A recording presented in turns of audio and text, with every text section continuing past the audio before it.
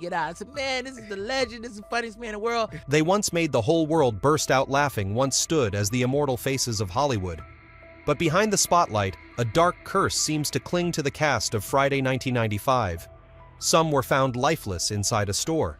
Some collapsed from a sudden heart attack right when their careers were shining bright. Some chose to end it all with a phone cord in a lonely hotel room. 10 faces that built a cinematic monument have now one by one departed in deaths soaked in tears and haunting memories. And now, the question that chills everyone to the bone. Who will be the next victim of the Friday curse? John Witherspoon, the comedic soul of Friday, and the sudden death that stunned Hollywood. In the world of American comedy and cinema, John Witherspoon was irreplaceable. He embodied a man both ordinary and sharp, an artist, with the gift to turn simple lines into classic moments. In Friday 1995, Witherspoon played Willie Jones, father of Craig Ice Cube. With just a handful of scenes, he left an indelible mark. Every time I come in the kitchen, you in the kitchen, eating up all the food in the house. Thanks to Willie Jones, Friday wasn't just raw street culture. It carried the warmth of a familiar family. Audiences saw the shadow of their own fathers in him. But then that brilliant life was cut short in tragedy. On the night of October 29, 2019, Hollywood was struck by devastating news. John Witherspoon collapsed at his home in Sherman Oaks, California.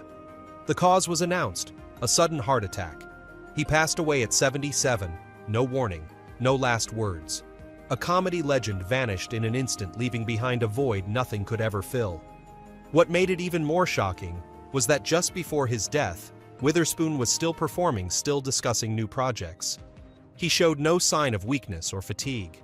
And then, in what seemed like an ordinary moment, the laughter of America's dad went silent forever. News of his passing spread like lightning. Fans were stunned, fellow artists frozen in disbelief. Ice Cube called it a terrible loss for Hollywood, while Marlon Wayans admitted it felt like losing a real father. John Witherspoon's funeral was held on November 5, 2019 in Los Angeles. His body was then laid to rest at Forest Lawn Memorial Park, Hollywood Hills, the famous resting place of countless film legends.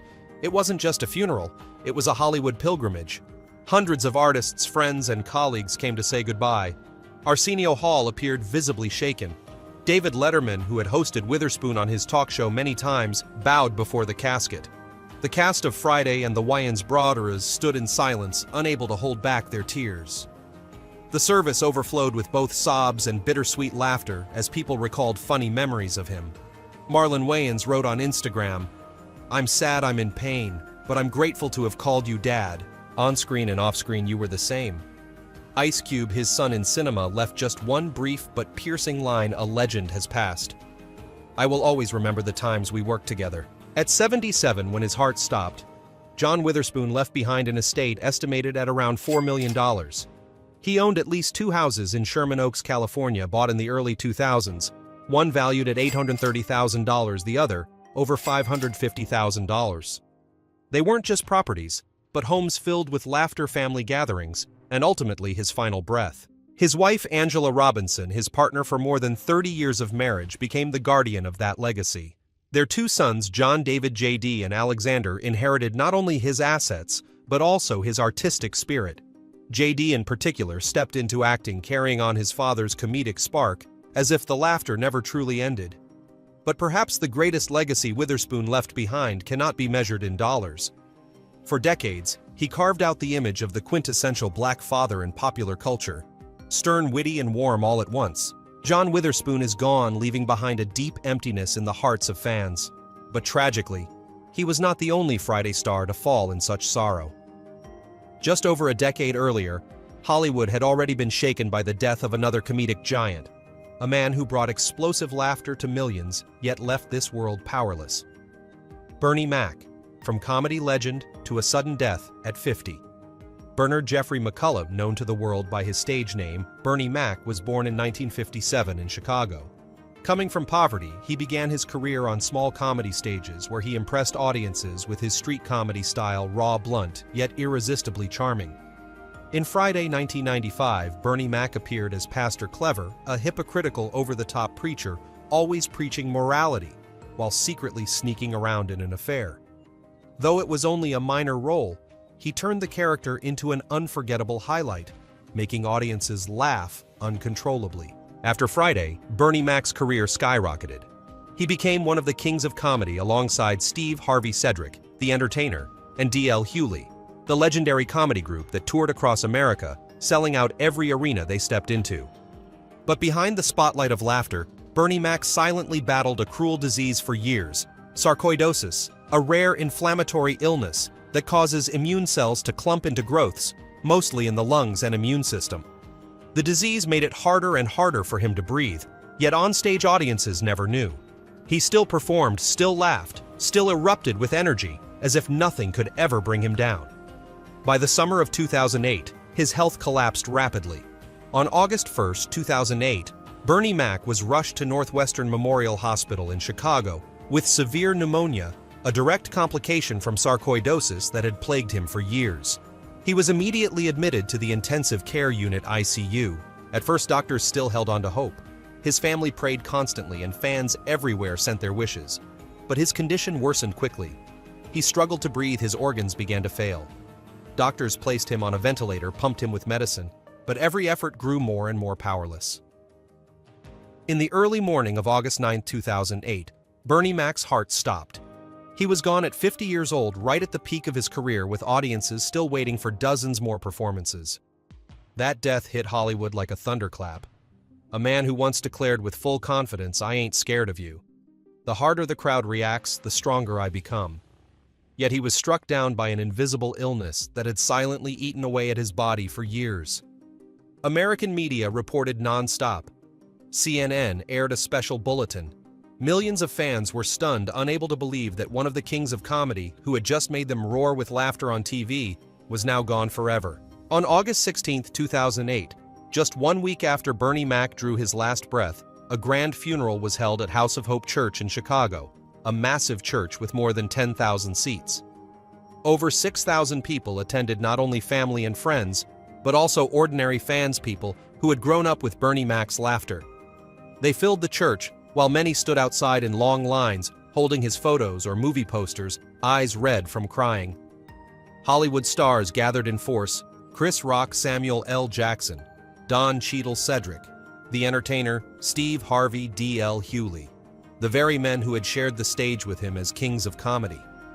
Steve Harvey couldn't hold back tears as he stood before the casket, his voice trembling. "Bernie wasn't just a friend, he was a piece of my heart. He left too soon, too unfairly."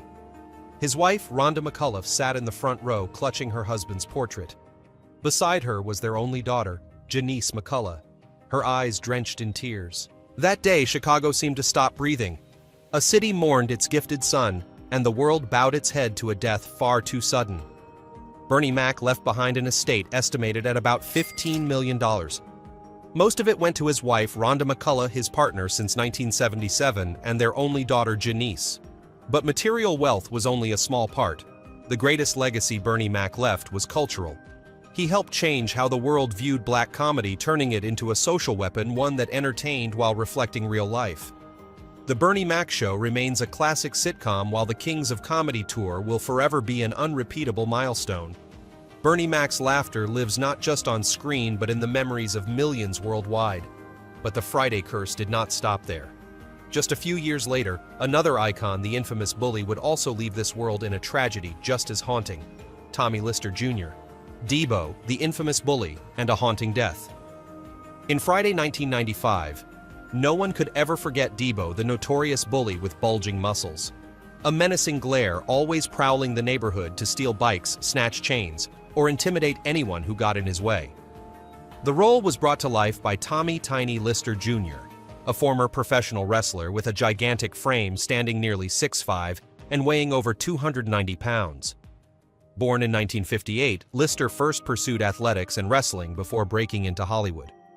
Beyond Friday and its sequel Next Friday 2000, he appeared in major films like The Fifth Element 1997, The Dark Knight 2008, and even participated in WWE events. Behind the intimidating glare, massive muscles, and villainous roles that spread fear on screen in real life, Tommy "Tiny" Lister Jr. was humorous, kind, and compassionate. Friends said he was always the icebreaker on set, with his booming laugh a complete contrast to the menacing Debo audiences knew. But tragically, fate handed him a haunting ending. In December 2020, at the height of the COVID-19 pandemic in the US, Tommy Lister Jr. canceled multiple shoots and press events as his health declined.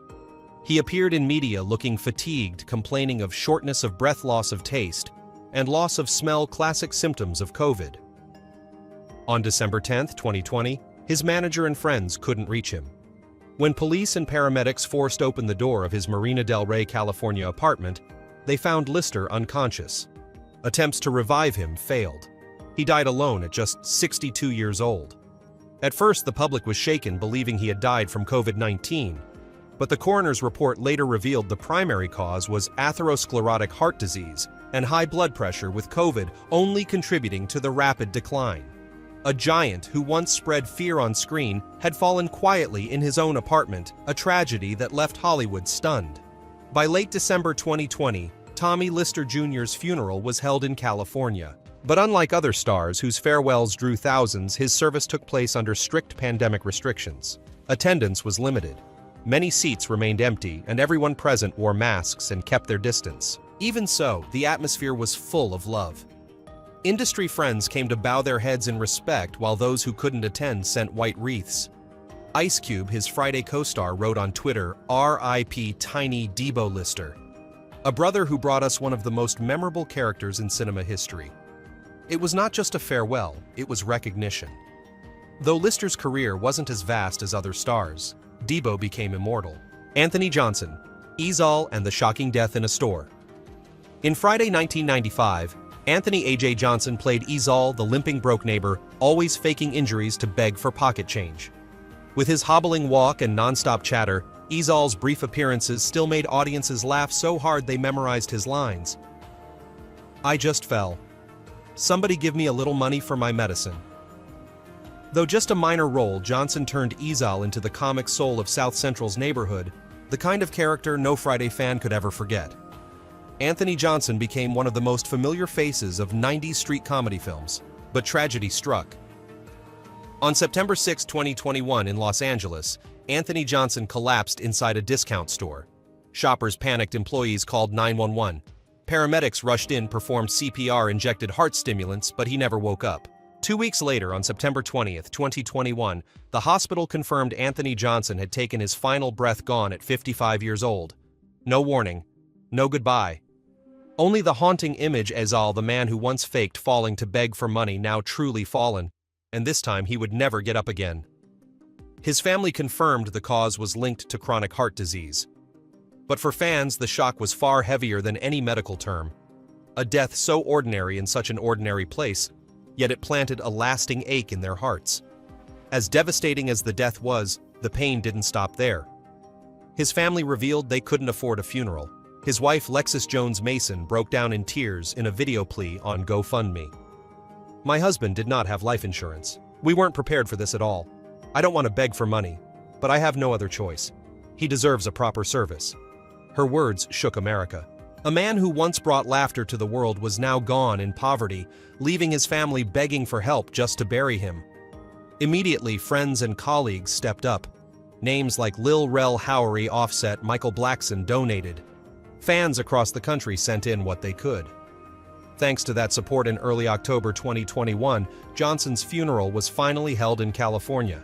No glamour, no extravagance, only tears and tight embraces. Yet for fans, it was the farewell he truly deserved for an artist who had made them laugh for decades. Anthony Johnson left no fortune behind. What he left was a bitter truth. Hollywood can make you a star overnight, but just as quickly it can abandon you in poverty when the spotlight fades. On social media, millions of fans reshared Ezel's scenes of falling and faking injury. This time, they laughed and cried at once because they knew Anthony Johnson's final fall was one he would never rise from. Just a few years earlier, another actress who had brought her own charm and laughter to the film had already fought a brutal battle with cancer, only to leave this world in agony. Yvette Wilson, Rita, the actress who fell after a battle with cancer. In Friday, 1995, Yvette Wilson played Rita, the sharp-tongued neighbor, always arguing, nagging, and nitpicking Smokey Chris Tucker. Though her screen time was limited, Rita left an unforgettable impression because Yvette gave the character a natural charm, both sassy and funny, making audiences burst into laughter. But Rita was only a small part of her career. Yvette Wilson truly shined on American television in the 1990s with her role as Andell Wilkerson in the hit sitcom Moshe and its popular spin-off The Parkers. To black audiences, she was more than an actress. She was a big sister of television, smart, funny, and relatable. Behind the spotlight, Yvette Wilson faced a horrifying battle. She was diagnosed with both cervical cancer and kidney cancer at the same time. The cruel illness consumed her health day by day.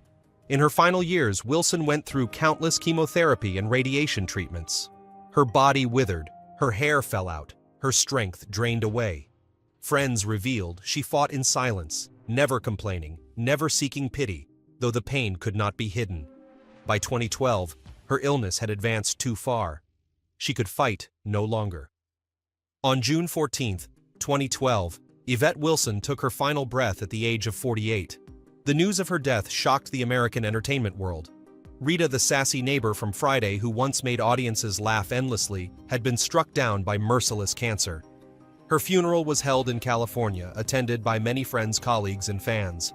Cast members of Moshe and The Parkers, including Brandy Norwood, Countess Vaughn, and Shar Jackson, came to say goodbye. Colleagues remembered Yvette as someone who kept smiling through pain, who encouraged others, even when she herself was in despair. They said she was a light. No matter how much the illness tortured her, she still smiled. On social media, countless stars posted tributes.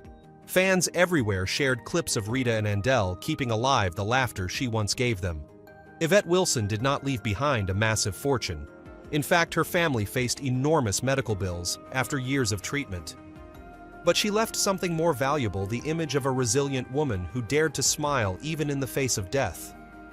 After Yvette Wilson's passing, the Friday curse gained another haunting chapter.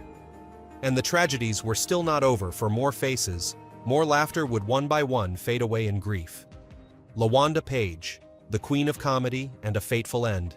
She was called the Queen of Comedy, known as Aunt Esther, with her ever-present handbag, razor-sharp glare, and cutting tongue that could tear anyone apart on stage. LaWanda Page, born in 1920, made America roar with laughter throughout the 1970s in Sanford and Son before leaving her mark as Mrs. Jones in Friday 1995. In Friday, she didn't need many lines. Just a stern look, a frown, and the audience burst into laughter. That was LaWanda's style. She didn't act, she lived on screen. The Iron Woman she portrayed reflected millions of black mothers in real life, tough, strict, yet always protecting their families with deep love. But even an Iron Woman eventually fell. In her later years, LaWanda suffered recurring heart attacks and strokes. Her body weakened, her breathing labored, yet she kept her trademark sarcasm, still cracking jokes to mask the pain. On September 14, 2002, tragedy struck. Her heart stopped after a massive heart attack compounded by a stroke. A legend ended at the age of 81. Her funeral in Los Angeles turned into a massive tribute. Friends, colleagues, students, and those who saw her as a role model came together to share memories. People wept and laughed through tears because no one could recall LaWanda without recalling her sharp humor beneath the sternness. LaWanda Page did not leave behind mansions or vast wealth. She left something greater: a fearless comedic style, bold, raw, unafraid to laugh at social prejudices. Thanks to her, black female comedians could step on stage with confidence, not as sidekicks but as leaders of laughter. The image of Aunt Esther from Sanford and Son and Mrs. Jones from Friday will forever live in audiences' memories. And when people speak of LaWanda Page, they don't just remember an actress, but a woman who turned a sharp tongue into a cultural weapon that made the whole world laugh. Reynaldo Rey, the veteran comedian, supporting roles, and a quiet death. He was never an A-list star, but Reynaldo Rey was a face every audience recognized. Born in Oklahoma, Rey started on small comedy stages before finding his way into film and television. In Friday 1995, he played a minor character in South Central, an older man mumbling to himself, drawing laughs from everyday quirks. That was Rey's gift, turning the ordinary into extraordinary comedy. Throughout his career, he appeared in more than 50 films and dozens of television shows. He was the kind of artist people called a pillar of comedy, not flashy, but enduring, consistent, and always memorable. But that long stage life ended in a quiet tragedy. In 2014, Rey suffered a severe stroke that devastated his health. Despite care from his family and doctors, his body never returned to what it once was. On May 28, 2015, at a hospital in Los Angeles, Reynaldo Rey took his last breath at the age of 75. The cause was complications from the lingering stroke. A laugh that lasted more than 40 years went silent in a lonely hospital room. His funeral was simple without the fanfare or thousands of mourners that A-list stars received. Yet for his colleagues and black audiences, it was a true loss. Rey was more than just a supporting actor, he was part of a collective memory, a familiar face on the screen. Younger comedians called him a trailblazer, an elder who inspired them to step on stage and make a living through comedy. Reynaldo Rey left behind no mansions or vast fortunes. What he left was hundreds of supporting roles characters that seemed small, but together helped shape the world of American comedy in the 1980s and 1990s. And in Friday, he left one final mark, a humble role that still made audiences laugh. That was how Reynaldo Rey left the stage, not with noise, but in a way people would never forget. Another familiar face, though she never had much screen time, still managed to leave her mark on audiences before passing away. A quiet death, just shy of her 64th birthday. Jennifer Eccles, the church lady, and a quiet death at 63. She was never a breakout star, but anyone who watched Friday After Next 2002 surely remembers Jennifer Eccles as one of the church ladies, a simple supporting role that added a special touch to the story. Before Friday After Next, Eccles also appeared in major films like The Notebook 2004 and The Lady Killers 2004. Though her parts were small, she always left an impression with her natural down-to-earth presence, the embodiment of an everyday black woman. Jennifer Eccles' artistic life never carried much glamour, and her death came as quietly as her career. In 2018, just days before her 64th birthday, Eccles passed away. The cause of death was never widely disclosed, only that she had been battling illness for some time. When the news broke, there were no breaking reports on CNN, no massive Hollywood memorials. Only friends and former colleagues spoke of her mourning a woman who had quietly dedicated herself to her craft. Jennifer Eccles had no Oscars, no vast fortune to her name. But she left something else, the memory of honest, heartfelt supporting characters. She left this world without noise, without flashing lights, but like many other Friday supporting actors, Jennifer Eccles became proof of a bitter truth. In Hollywood, the spotlight doesn't always save you from a quiet, forgotten death. The Friday curse continued to spread its shadow, and this time it set its sights on a promising young talent, Justin Pierce, the rebellious actor and skateboarder who chose to leave the world at just 25. Justin Pierce Roach, The Unfinished Smile, and The Fatal Chord. He appeared in Next Friday 2000 as Roach, the goofy white kid who was close with Day Day, and Craig, always getting swept up in their wild antics. Roach brought fresh energy, naive, silly, but sincere. It was only a small role, yet enough to make audiences laugh and to show the real Justin Pierce, rebellious, gritty, and unlike anyone else. Off-screen, Pierce was also a professional skateboarder, famous in New York's skateboarding scene in the 1990s. He caused a sensation in Kids 1995, a notorious film that became a cultural phenomenon, turning Pierce into a symbol of street youth rebellion in America. Behind the spotlight, Justin Pierce was not the carefree guy Roach seemed to be. He was a soul full of cracks, sinking into drugs, alcohol, and chaotic relationships. Friends said there were days when he laughed loudly on set, bantering as if nothing could knock him down. But when the camera stopped, Justin withdrew into the dark, his eyes vacant, his lips trembling as if a gloomy storm was gnawing at his spirit. On July 10, 2000 in Las Vegas, with neon lights blazing outside, a very different scene unfolded inside a room at the Bellagio Hotel. The door was locked, the room's silent, dim yellow light cast on cold walls. There, Justin Pierce hanged himself with a phone cord. When hotel staff found him, it was too late.